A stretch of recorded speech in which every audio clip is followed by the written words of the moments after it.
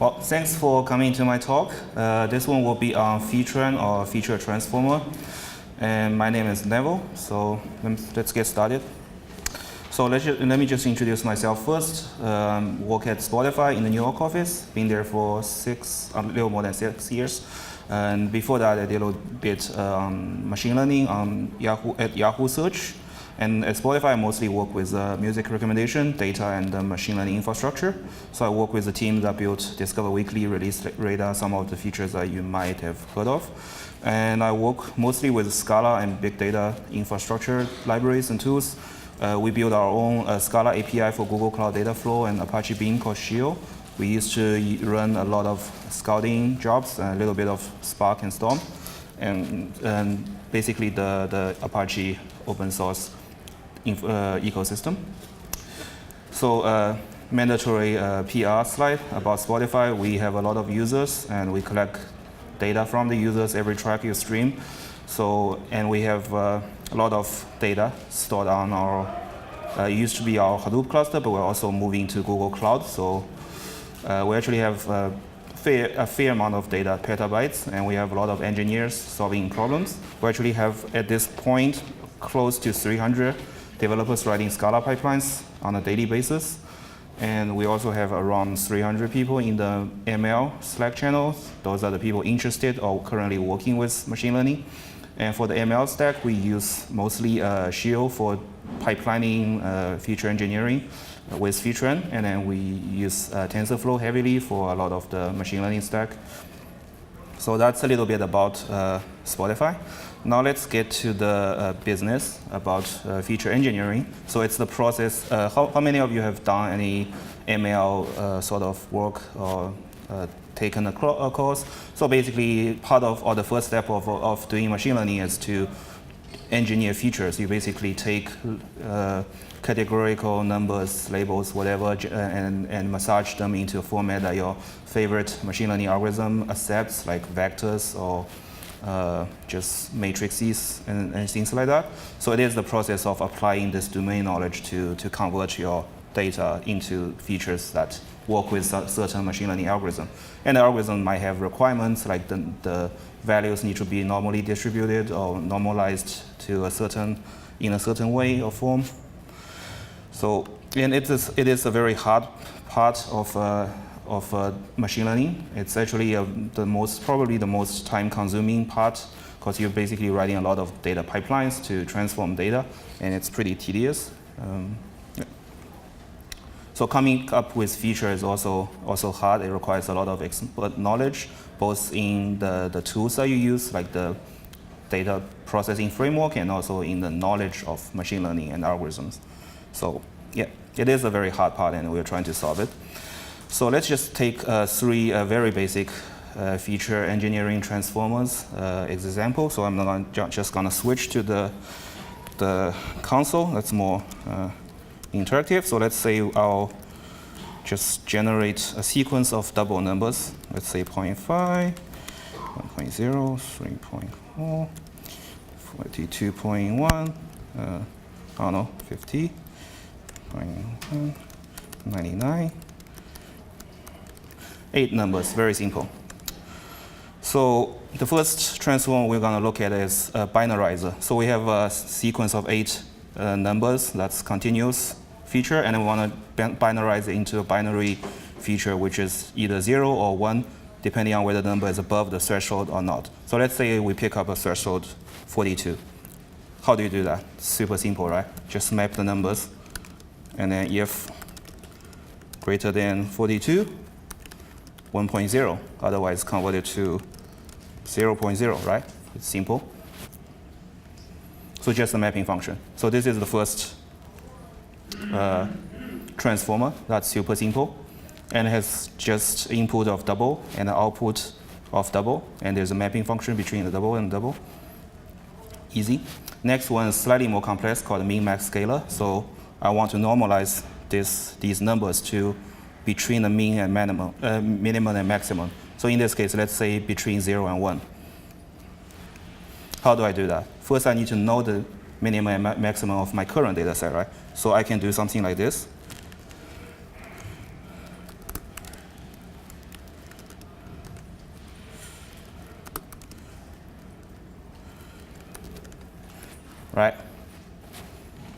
this is easily doable. But what if I have huge amount of data, like billions of numbers, and I'm using something like Spark or just RDD API or Scalding type-safe API? Probably don't want to do that because it will require like 2 reduced steps. So I can do it in a single step, right? How do I do it in a single step? Take a guess. So I can basically compute both the minimum and maximum, running minimum and running maximum at the same time, right? So I can map x out into a tuple 2. For a single number, this is the minimum and maximum. The number itself is both minimum and maximum. I can then do reduce. I'm going to use reduce option, but I'll explain later. So reduce takes a binary function and left and right. So I'll generate a new tuple 2, mass.min, l._1. That's the first field, r._1.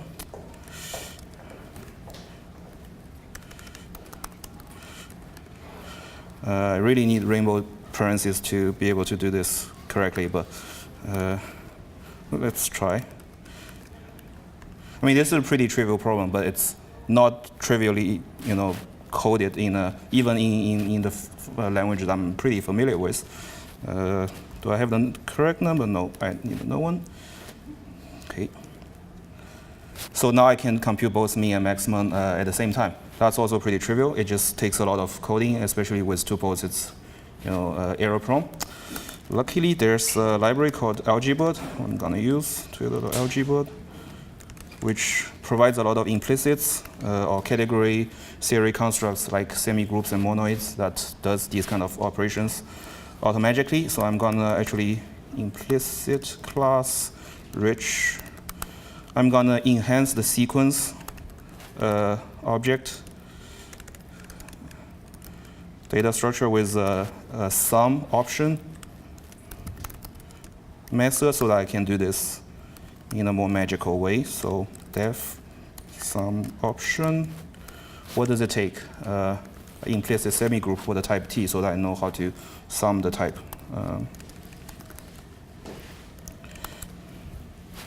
Yep. Okay.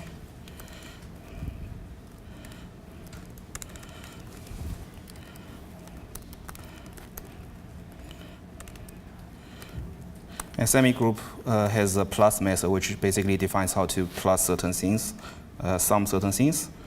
Let's see. All right, so now I have a rich sequence, so I can sum things magically in parallel. How do I do that? Let's revisit xs.map. So from algebra, there are these two data structures or two data types called min and max. So I just wrap my number in it. Right? Reduce option, actually sum option. That's the reason I have to call it sum option, because there's already a sum on the sequence trait defined. All right. So it sums them up and it figures out, summons the implicit semigroup and does the plus operation, finds out the minimum and maximum. The next step, I will extract these two numbers. Let's say a t._1.get, t._2.get, right? I know it's not none, so I can just get it out.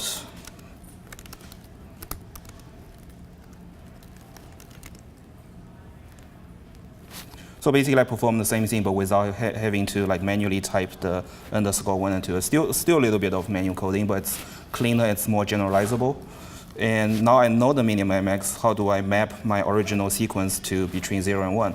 I can just normalize them by rescaling, right? So to rescaling each x, I have to minus x min, and then normalize by the range, which is x max minus x min, right? Do I have the correct number of parentheses? Yes. And you see some weird artifacts from the IEEE double float number. But that's another story. Anyway, so this is the min-max scalar. It's still pretty simple. Let's go back to the slides. Input is a double.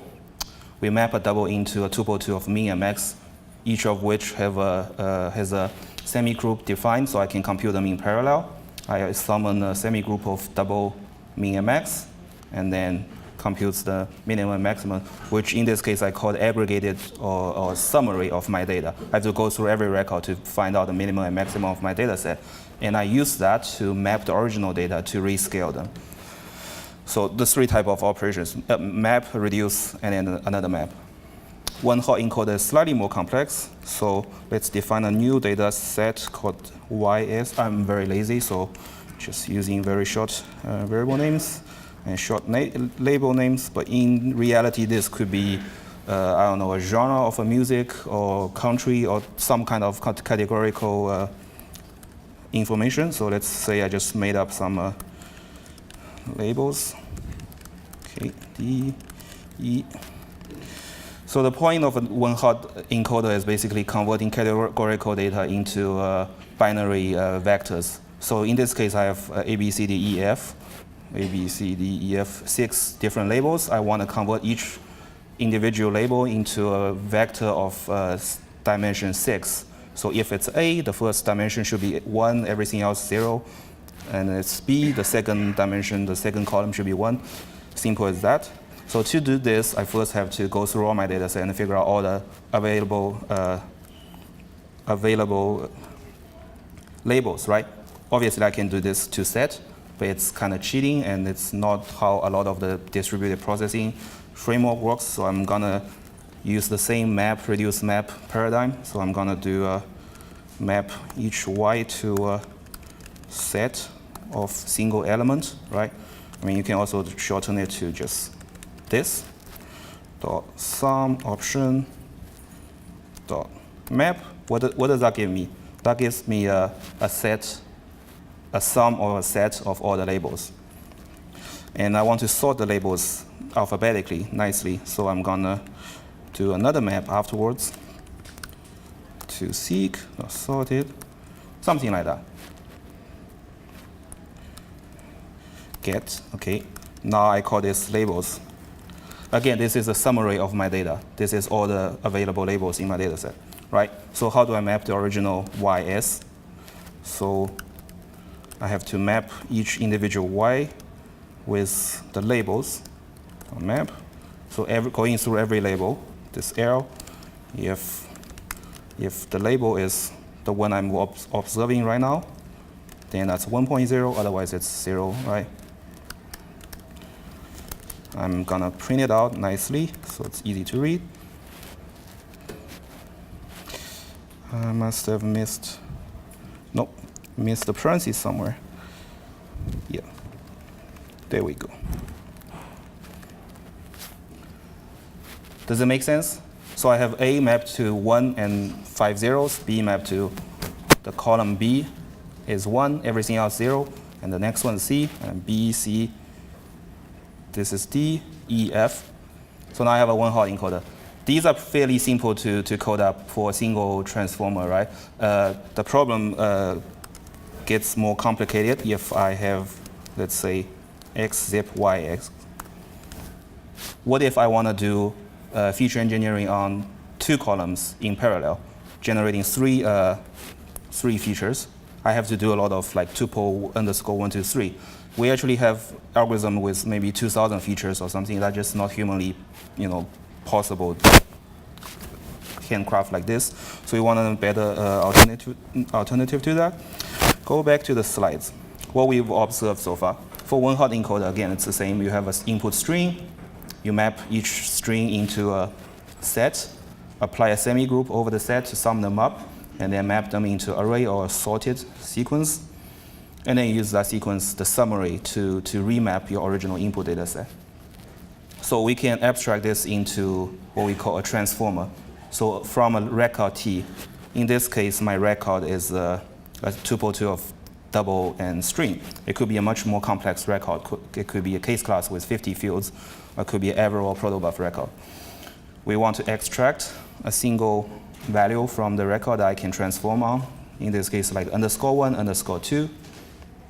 And then there's this concept in Algebird called the aggregator, which is exactly what we've been doing so far, map, reduce, map.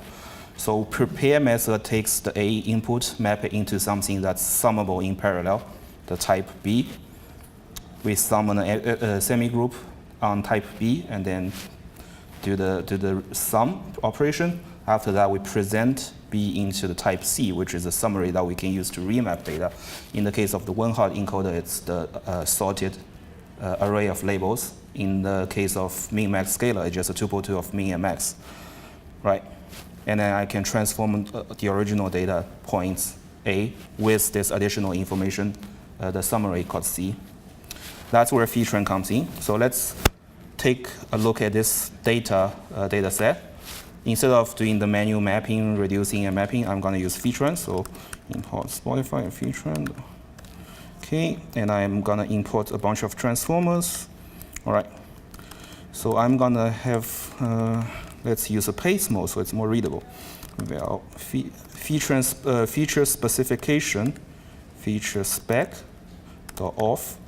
My input type, original T is a double and string, right? That's my XS zipped with YS. All right.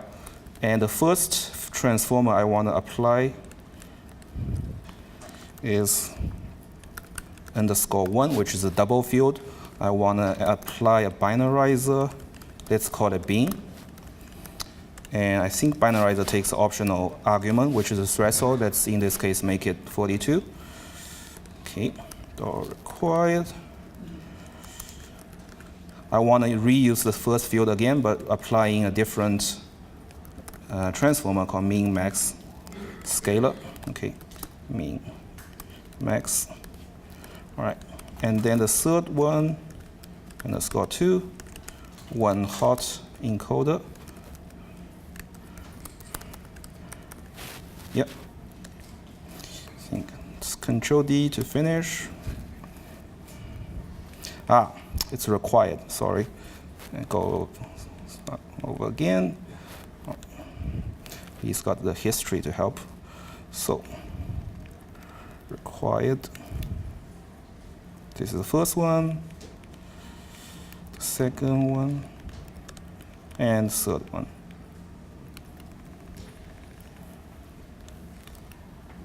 Right, now I got my feature specification. This is a spec saying how to transform data, and I can extract from a data set, in this case just data, the sequence of tuple-2s. I'm calling it, everything is lazy at this point, nothing is being computed. I'm calling this feature extractor. All right. Now from this, we can actually get our valuable data out. Feature names, everything has a name and has a column name. Just imagine if it's a two-dimensional table, all the columns are mapped to the original transformer name plus some other information. In this case, we can see that there's a binary feature from the first _1. Second feature is a min-max. And then we have actually 6 columns, one mapping to each of the original labels, string labels in the one-hot encoder. So actually, this is taking a tuple-2, mapping it to a vector of dimension 8. Let's see. What else can we do with this feature extractor? We can extract values out.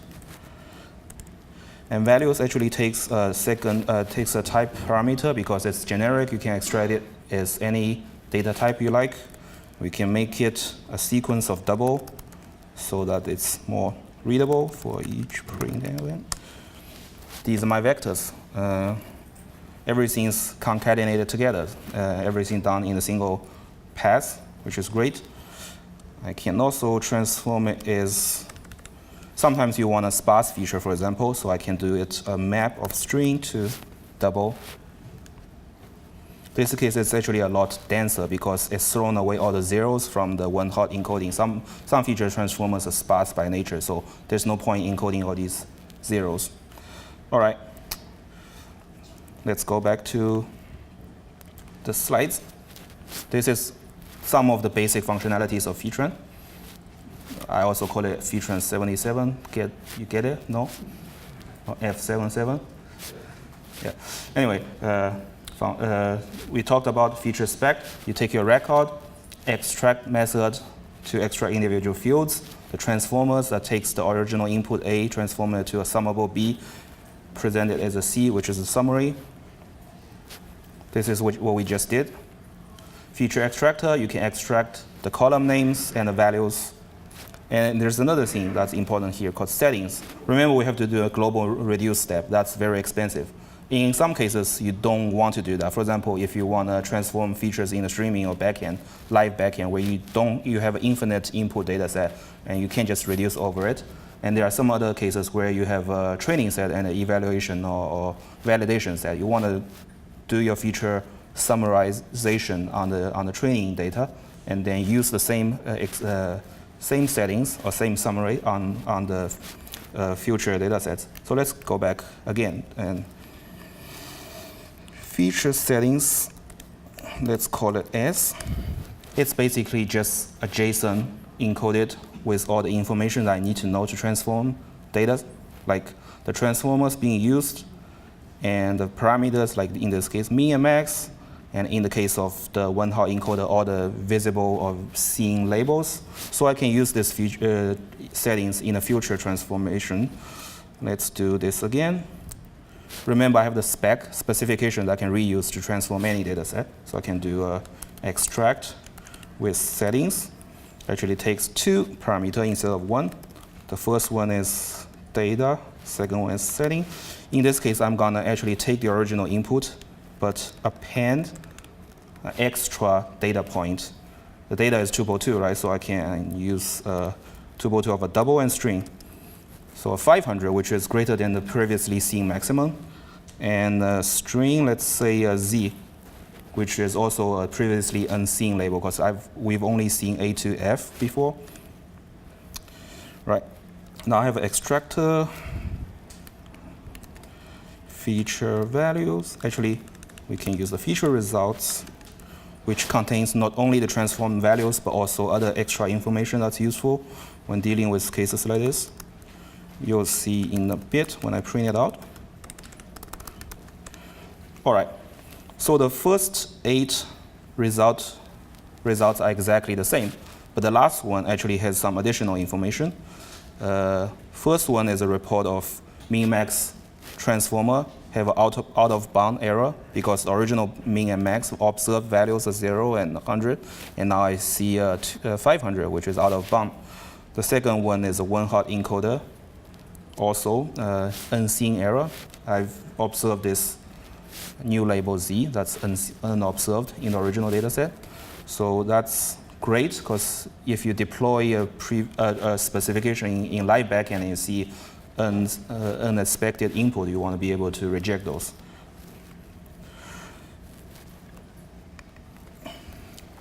And the other fun thing here is we are extracting from sequence, but it's actually another high kind of type, in this case just M.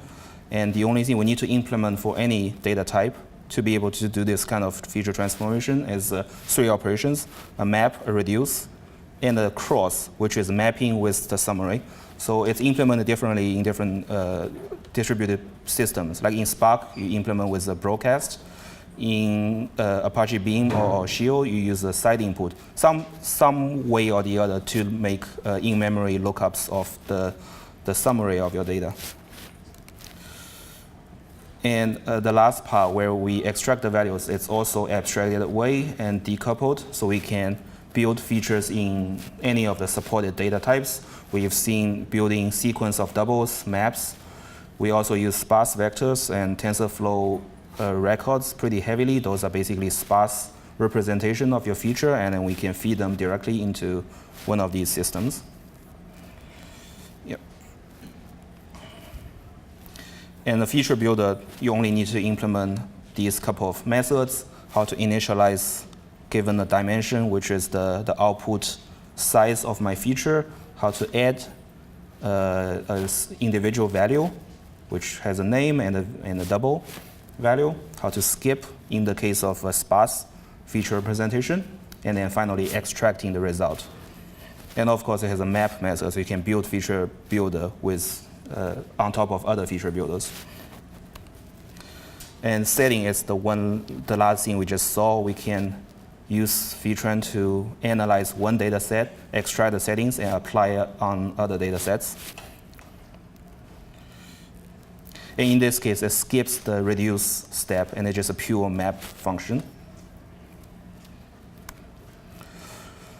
We've seen this, the feature rejection, like the case where we have two values that's out of bound or unseen, and you can be rejected. Some extra features, like combining specification, you can have several specifications, merge them into one, and then apply on the same data set. It goes, it performs one pass of map reduce map instead of twice, one for each specification. Feature causing is another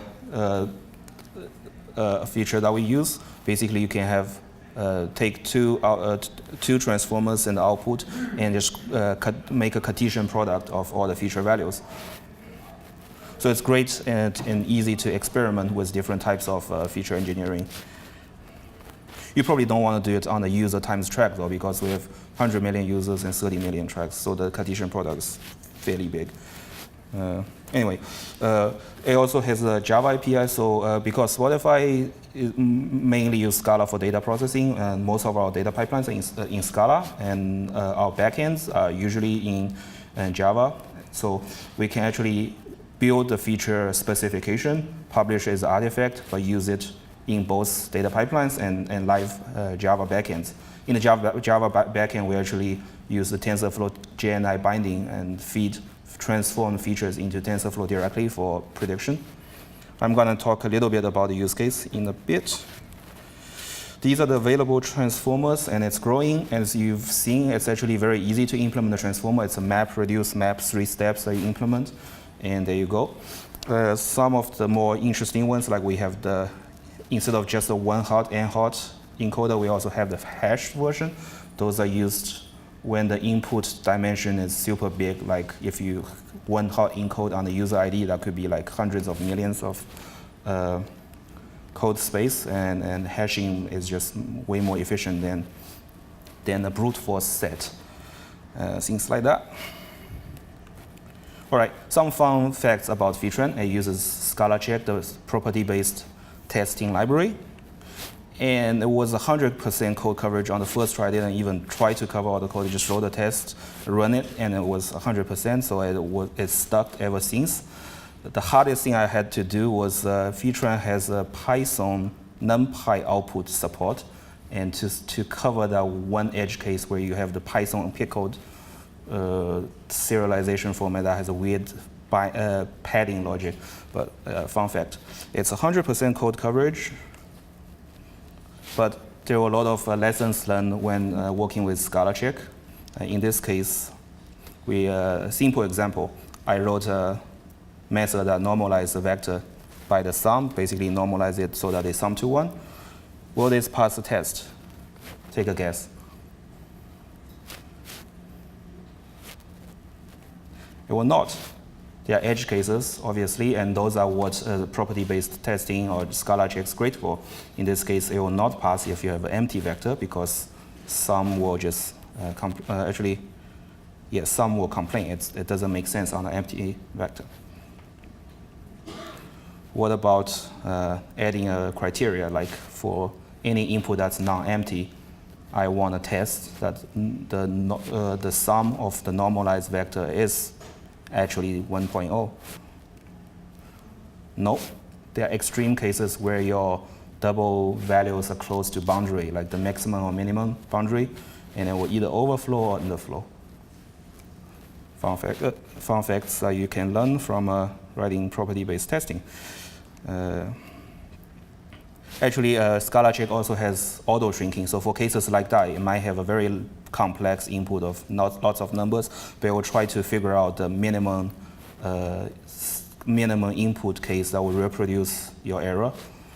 And in this case, just the two numbers, one positive extreme large and one negative extreme large, that's enough to produce the error, the failure. Other fun facts that we learned, and there's just some of them, like testing the maximum minimum properties or not a number, infinite. They might not always have the equality behavior that you expect. So let's see. What else? it's 100% code coverage, still has bugs because software is hard. Serialization, that was the hardest part in any distributed data processing framework. So lots of try and error, the usual, transient, everything extends serializable until it works. Concurrency and mutable state. We do a lot of optimization under the hood, like sharing arrays and vectors to avoid memory allocation. And there was a bug caused by using implicit val instead of implicit def. So every host site reuses the same instance instead of creating a new one, and they end up sharing state in a concurrent application.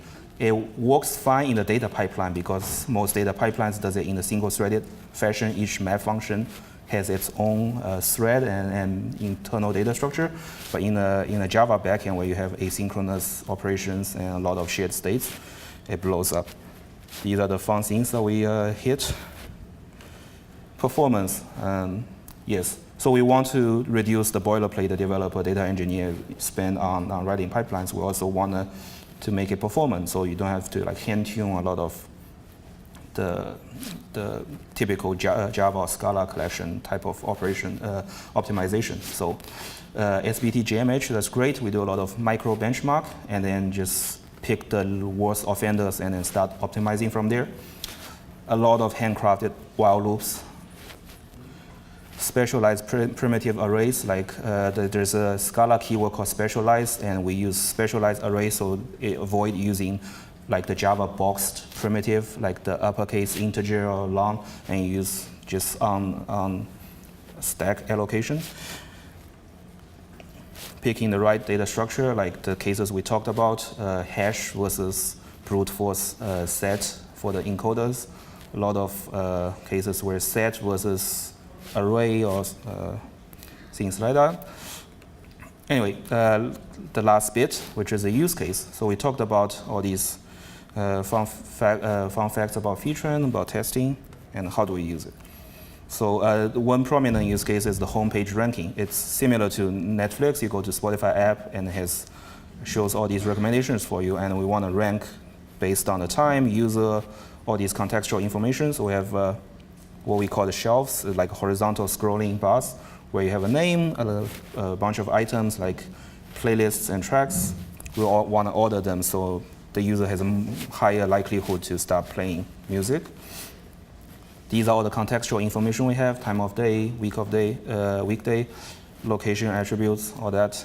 So some of them are categorical labels, some of them are numerical features.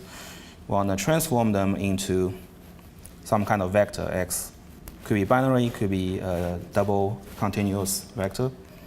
This is what architecture looks like. So on the very left-hand side, you have this featureization library, which is basically the feature spec that we just saw. You have a feature spec, define all the fields I want to access and the transformers.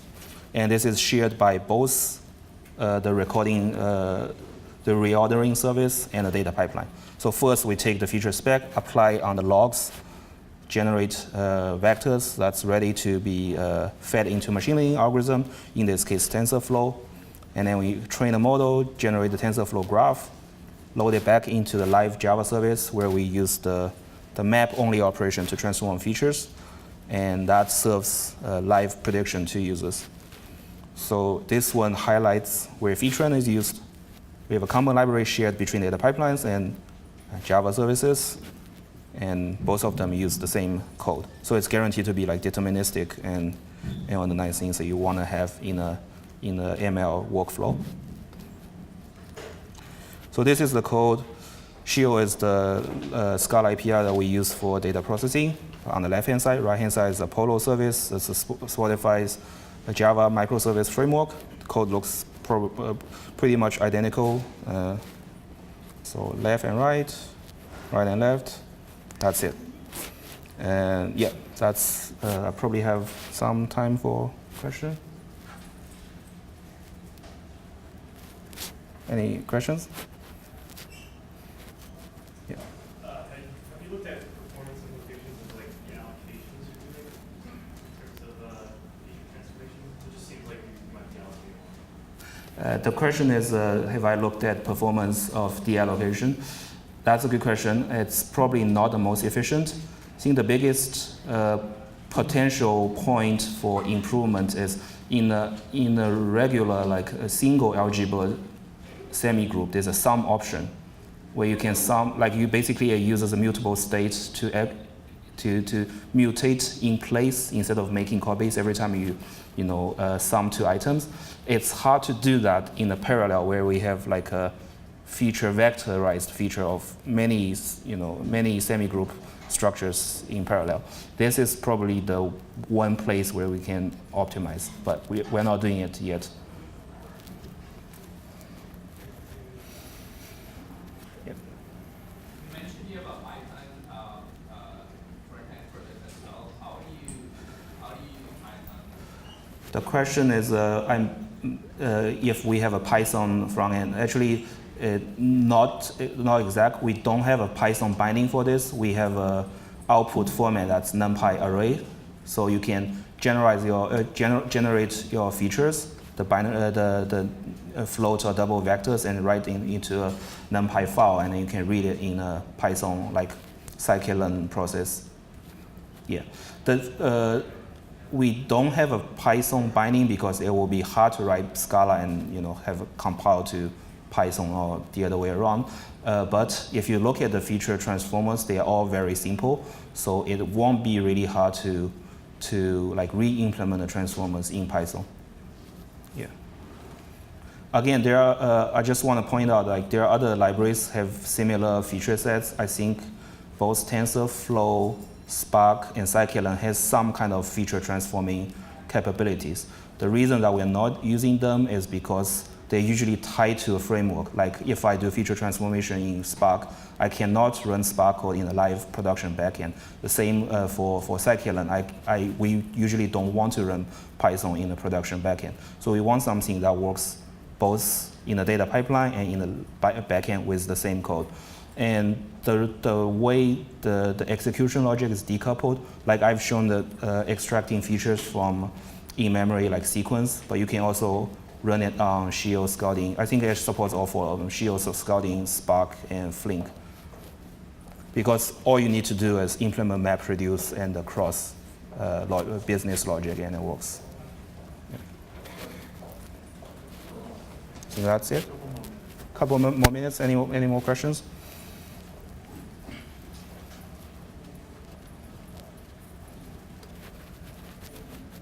I guess that's it then.